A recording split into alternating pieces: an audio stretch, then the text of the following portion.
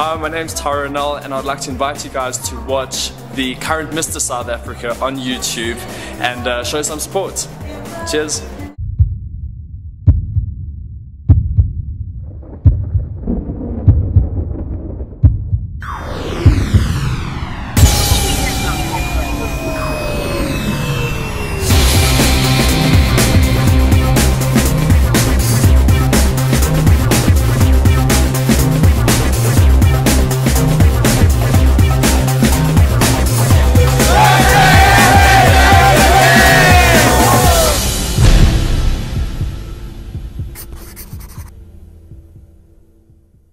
Welcome to the reality show The Journey. I'm your host, George Morales, and behind me, the city of Paarl in Cape Town.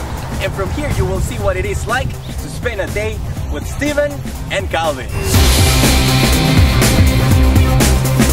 This is where I come from, Strandfontein. And as you can see, this is the classes we sat in. It's quite small, very cramped up. Oftentimes we would be about 40 to 50 in a class sitting like this, sometimes having to share a desk like this. It's just some of the conditions most of South Africa sits with. Roughly 75 to 80% of South Africa sits in conditions like this. So we're just off to my high school, Strandfontein. Just taking you guys through a drive through the village. We're on the Cape Flats. I had some good times here, met some good friends. And yeah, it's just been fantastic. It's just good to be back here after 10 years. It's been a while. I've learned a lot at the school. Look, as a youngster growing up, I didn't really imagine this, Mr. South Africa, being at Strandfontein. I was just passionate about my sport and cricket. And as a youngster growing up on the Cape Flats, it's been hard. I've had to work really hard just to match up to the boys from the better schools. But just the environment to be in is not always the best to be in. Sitting classes of roughly 40 to 50 kids, it's not that easy. It's not that simple. But yeah, this is basically my school. I would obviously try and get the sponsors. That's why I'm here, and I brought you to the school today so people can actually see the conditions where I came from and which most of these kids are sitting with. Oftentimes some of these kids come from single homes, broken homes. They don't have any options really to step into. Some of them end up becoming gangsters, some of them end up being abused. As you can see, some of the kids, they're trying to get through the gap there. That's what they call bunking here in the Cape Flats. The kids are being very naughty, so they're caught on camera. This is great footage, eh? So now they can't escape when the principal says this will be televised. They caught them sneaking out here today. They're quite embarrassed by this now. After some of my successes in Premier League cricket and at school level, I had a collapse at the age of 20, which brought about the foundation. And through the Rise of the Challenge Foundation, it brought me to Mr. South Africa, just in a way of creating funds to display our community and the type of people here, and just with proper facilities, this is what can happen. Yeah, so basically what the Rise of the Challenge Foundation do is we come into communities such as this, and we basically just have events. We have soup kitchens, and we basically give blankets, toys, tin foods, and we just try and motivate these kids. Friends of mine who was in school with me at Strandfontein, and some of them ended up living in communities such as this as well.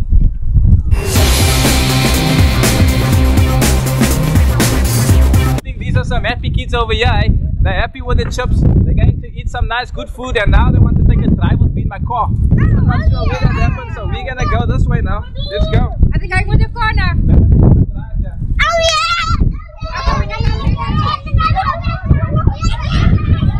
We want Steven and Mr. South Africa! I hope everything of the best for Steven, for the competition, and we are proud of him, and we hope we're going to win the competition.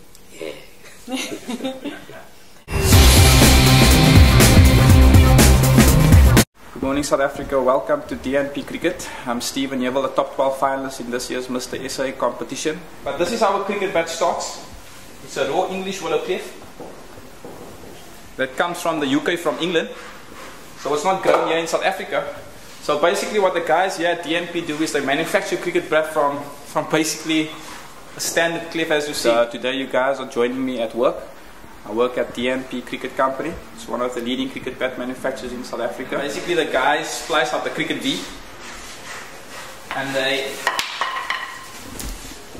cut out the V in the cricket bat as well, and it makes the handle fit perfectly inside this once they splice it over on this machine. To that side you will see Kevin Yebel over there. He's actually my boot, my brother. That's him over here. He makes all the cricket bats at DNP. So he'll be also giving you guys some insight on how the bat making process. Make a good bat. Normally we get once a year we get 1,200 timber and wood coming in from England, and those bats will have different gradings on there.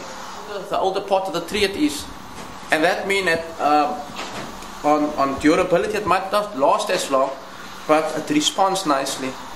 Basically what I do around here at DNP is run the cricket store over here, which you can see around me.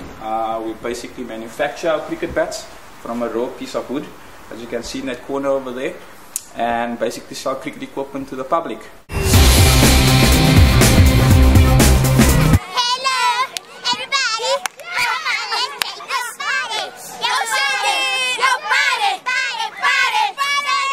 So we're in a little town in Pretoria called Danville. For those of you that don't know where it is, it's in the western part of Pretoria. Very poor white area that we have. We're at a little primary school called the Danville Primary School. If you look at the window, Patty, you can see the windows that have been broken, that they've replaced.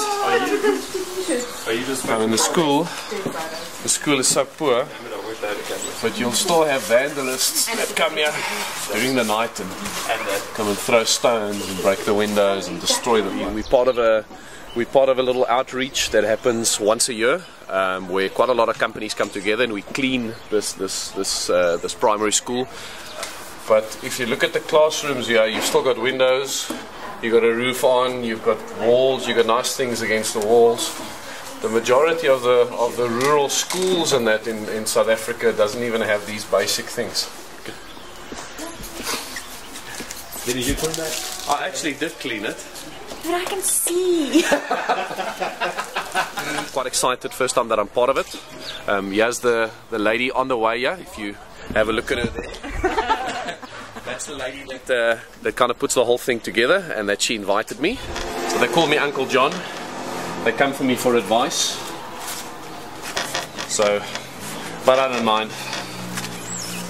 With age comes experience. Yeah. 30? 32. I'm actually 21 with 11 years experience. Yeah. What? A Buddha Vors.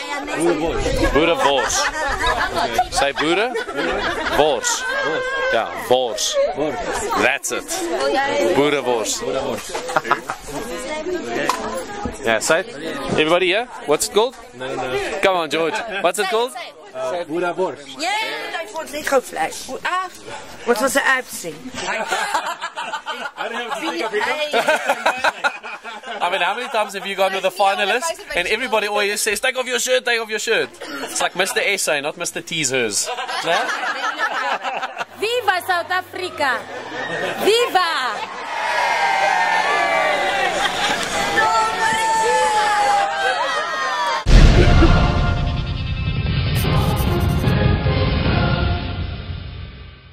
Let's continue our journey, and now you will see what it is like to spend a day with Calvin Peterson, one of our top 12 contestants from Cape Town.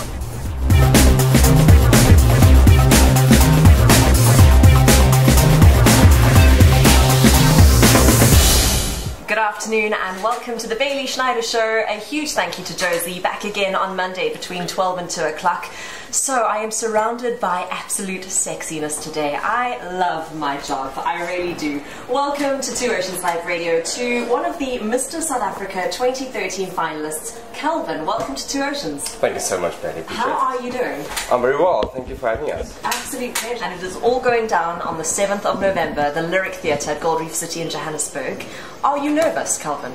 Obviously, there's always a sense of nervousness in a competition like this. So, but I think throughout the year, we started last November actually with the process. So, actually getting used to the whole vibe and the waiting period. So, actually getting excited. Can't wait for the final night. That's the amazing thing, because I think people think, oh, it's just on the 7th of November. No one actually realizes the amount of work that you guys have had to put in. Almost a year's amount of work to actually get to the final night. And then you have another year where you're the reigning Mr. South Africa. Well, hopefully, Calvin, we're holding thumbs. George was in our face everywhere. Everything we did, George was there. But the beginning it was very weird, but I think you get used to it, and you start getting befriended with the camera. So there we go, and that's good, because I mean, once you become Mr. South Africa, the world will be watching you. We want to know that South Africa is being represented and being showcased in the best way. I mean, as South Africans, we are so proud of our country. We absolutely love the people, we love the culture, and it's so diverse, and so we need someone who is able to encapsulate all of that. I think the most important aspect of any Mr. SA, I think, is balance. I think you must have that balance between finances and still have a good people skills. Right. And I think that is very important in the next Mr. SA.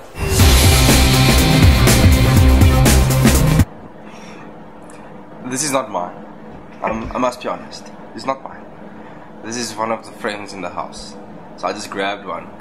My cup says boom. Boom! I'm in the state of mind of just going to bed now and shutting down. And tomorrow we'll go at full blast again. Looking forward to the charity event tomorrow morning, so I'm really looking forward to it. Buying some sweets and chips for the children, but a lot of chips. Where do we start? What would I eat? What was nice? Big necks. Big necks. Mr. Finalist Calvin. Calvin's got a great pick. Calvin, would you blow that for me, please? Then you see, we can start from the beginning. No, you heard it? Huh? Okay, let's try it one more time. If we take the end of the piece of rope and I put it in my pocket, where's the end now? No, it's not. It's in my hand. Yes. See also the need that's here in Cape Town. I think you've seen it already with Stephen. That there's a great need, and I think it's always important to show that side. Who's the oldest here? You're the oldest. How old are you now? 12. And the youngest? How old is he? He's turning 1 year old. 1 year old. Is there any question from your side? Because I'm going to work with Pierre here, and just trying to work with him and change lives in the sense of making your life a bit better. Yes, we're all busy, and yes, we work, and yes, we are so concerned about our own lives. We want to see our bank accounts grow every month and all those kind of things. But I think if you just step back and do your part and give back, you really realize the value it has to give back. Give you an idea, 2 people must do all this children's washing. They had nothing. And check here, they had no washing lines, nothing, and we implemented that. Got 5 new machines here. Imagine you must do 18 children's washing every day. Only thing they need is love. You would see all the children will put their hands up. They need love, you know. That's what they... Are they up for adoption, or are they here to stay? There's children that they can adopt, and there's people funding it. Christy Milan did a lot for them. Authors that gave them washing machine, and they didn't have fencing and all that. So I'll show you their rooms now. As an orphanage, young children doesn't have homes, and we're going to have to give some love, entertain them, and I'm really looking forward to that. So I'm glad you're here to see it, George. And I really honor these 2 adults who have chosen to take in kids and really look after them. May they be blessed, and may I always be involved with this charity, because this is something really amazing. Come here. Come here, sir. Come in. Come in, sir. Come in with them. his face. Huh? Look at this face.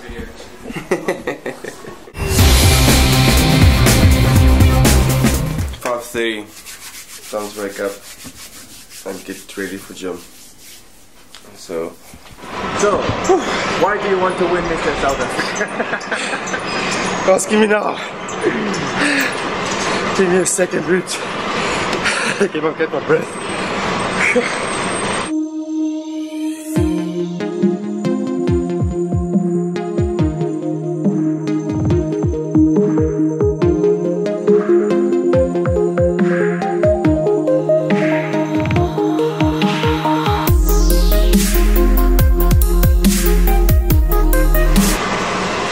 Mr. Essays, I think it's a major honor, and yes, we all do want to make a difference in the community and use it as a platform to change something and make a difference in other people's lives. But to be all honest truth, I think all 12 guys want that fame, want to be known as Mr. Essay, and with that comes a lot of responsibilities. We're currently going to my office, and I think you're gonna enjoy to see where I work. And yeah, so it's, as you can see, it's overcast and it's still raining in Cape Town, so it's one of those days again. I've always been in the industry. Modeling it's a fun job to balance yourself out, but it's not a career I would make a career out of, because it's unstable, it's no fixed, and I like being in an industry where I can obviously grow myself. And obviously Mr. South Africa is a phase in my life, it's an episode of my life, and if I do win Mr. SA, then I will have to really sit down and say, what is my priorities next year? How do I manage both sides? Because obviously I will give everything for Mr. SA. I do investment for clients. So what I do, the clients will come to me and say, I've got X amount of money, how should I invest it? And then I structure a portfolio in a sense for them, and we run with it. So then we do investment reviews, and my goal is to make money for the client. And today is the club opening of a Club XI. I don't know if it's XI or if it's Club 11, like Roman numerals 11, but yeah. So basically I'm going to be emceeing tonight. I'll be introducing the club, I'll be introducing all the VIPs, the honorary guests of management, pretty much interacting with the crowd. I just want to welcome everybody basically to the opening of Club XI. I really thank everybody for coming out tonight, for taking out your time to come and pretty much be with us. I'm feeling good. It should be. I mean, the weather's good, so everybody wants a garden party. So, first of all, a lot of people will come through. I know that much. A lot of my friends that I know are coming through today, so that makes it a lot better. You don't want to go to a place where you know no one, because it's just awkward. But yeah, I'm feeling optimistic. I'm trying not to be nervous. Guys, okay. I looked at when I can speak. One at a time. Okay. Club XI is a platform for all you guys. Okay? I can't hear you. Oh yeah, there we go. Yo, you're gonna come on.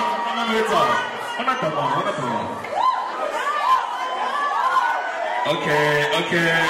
Ladies, let me hear you.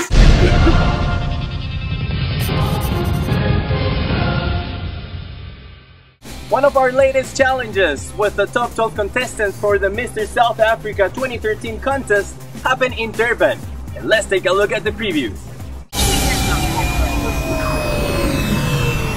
Do a different one-on-one with the guys. Tell me, who impressed you the most? Long-term goals. Oh, my long-term goals at the moment, I'm working full-time for USN as well. I'm looking after the national sponsorship. As I'm in the competition, I feel that it's been opening a lot of doors for me, and using the Mr. South Africa. If I can call it, it's life. Where this year they need something from someone, they need a firecracker. Mr. South Africa is looking for the best ambassador.